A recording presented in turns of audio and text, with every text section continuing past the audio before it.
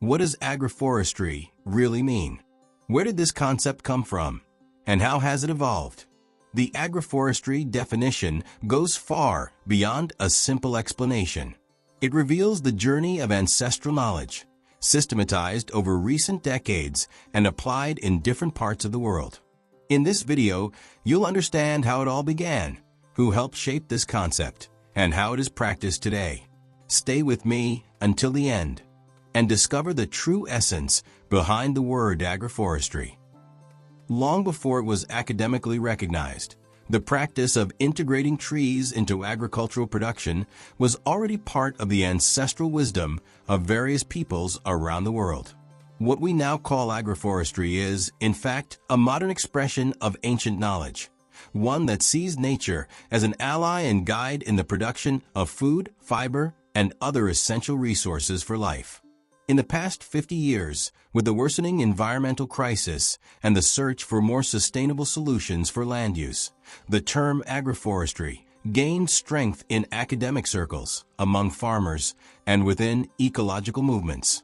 The first formal definition of agroforestry is generally attributed to a group of scholars gathered at the Royal Tropical Institute in Amsterdam, the Netherlands, in 1977. During that meeting, they described what would become the conceptual basis of the term we use today.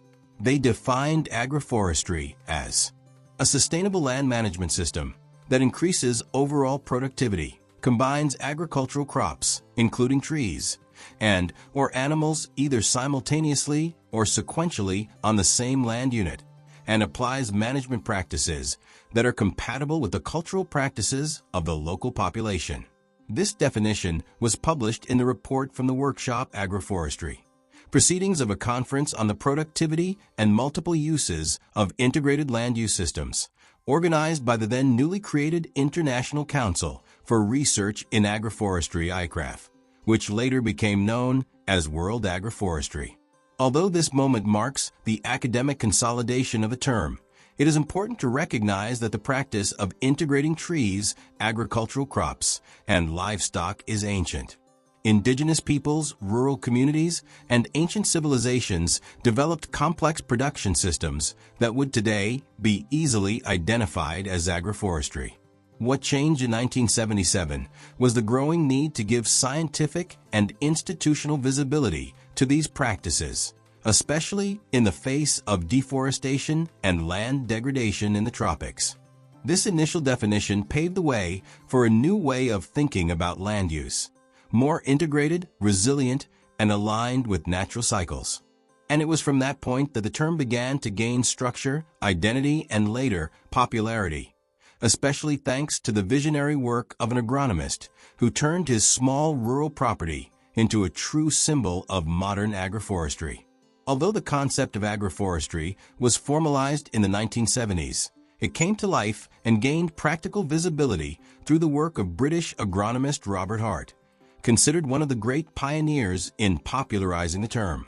It was he who, back in the 1960s in the United Kingdom, began experimenting and developing a system inspired by the principles of nature in search of a more harmonious and productive form of agriculture.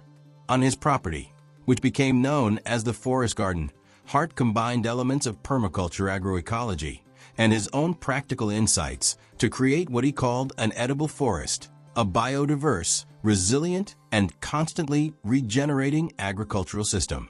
His proposal was simple, yet profoundly transformative: to produce food sustainably by mimicking the structure and natural processes of forests. His experience was widely shared in the book Forest Gardening: Cultivating an Edible Landscape, published in 1991.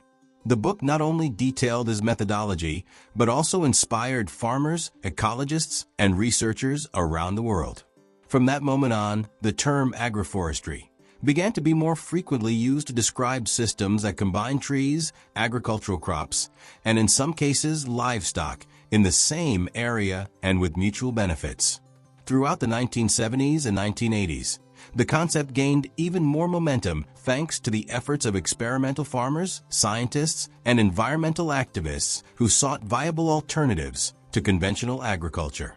Agroforestry then established itself not only as an agricultural practice, but as a true movement in favor of soil regeneration, environmental recovery, and food sovereignty.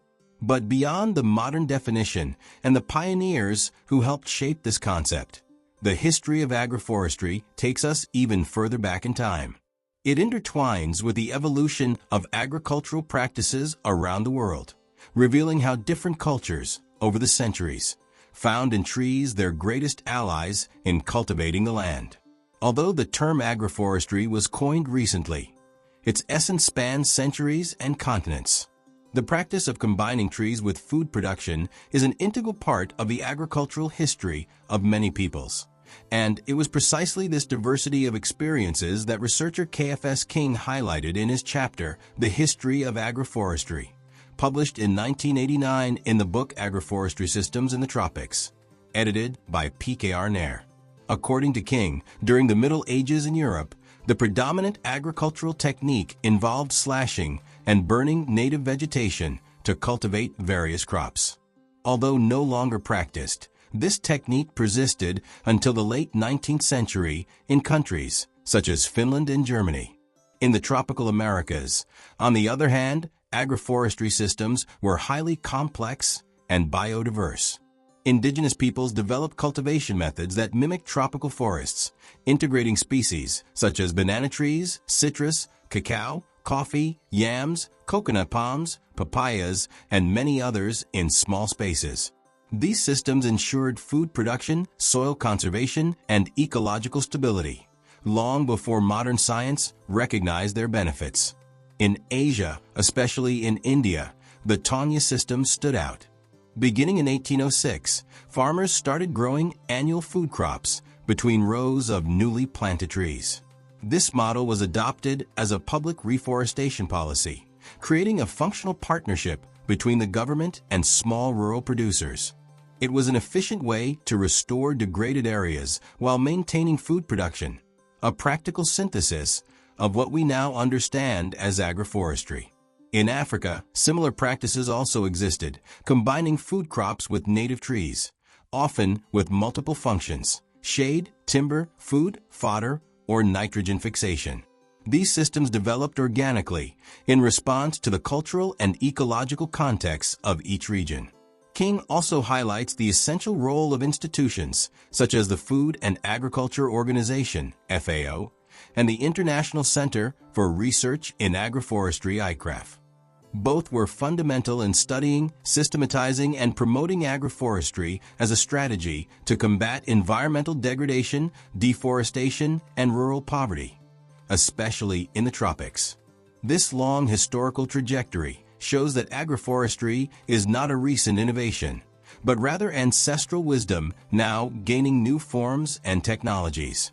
And it was precisely this fusion of traditional knowledge and modern science that enabled the emergence of innovative approaches, such as syntropic agriculture, developed by one of the most influential names in contemporary agroforestry. In recent decades, agroforestry has moved beyond being just an alternative and is now recognized as one of the most promising strategies for environmental regeneration and sustainable food production. In this context, few names stand out as much as that of the Swiss farmer and researcher Ernst Gotsch. Gotsch arrived in Brazil in the 1980s and settled in Bahia, where he began applying his deeply innovative vision of agriculture. He observed that nature is not chaotic, but organized through patterns of natural succession, in which species alternate in cycles of cooperation and regeneration. Based on this observation, he developed syntropic agriculture, a system that mimics the ecological processes of the forest to create highly productive, biodiverse, and resilient agricultural environments. Instead of fighting against nature, Gotsch proposes working with it. Trees, shrubs, food crops, and even animals are arranged in productive consortia that respect natural cycles, increase soil fertility, and promote ecosystem regeneration as a whole. His method gained international recognition for transforming degraded areas into vibrant, productive, and economically viable systems. Syntropic agriculture is not just a technique, but an invitation to a paradigm shift. to see the farmer as a cooperator of life, someone who actively participates in the creation of fertile, diverse, and balanced landscapes. Gotch has become a global reference, studied, followed, and honored by farmers, universities, NGOs, and agroecological movements around the world.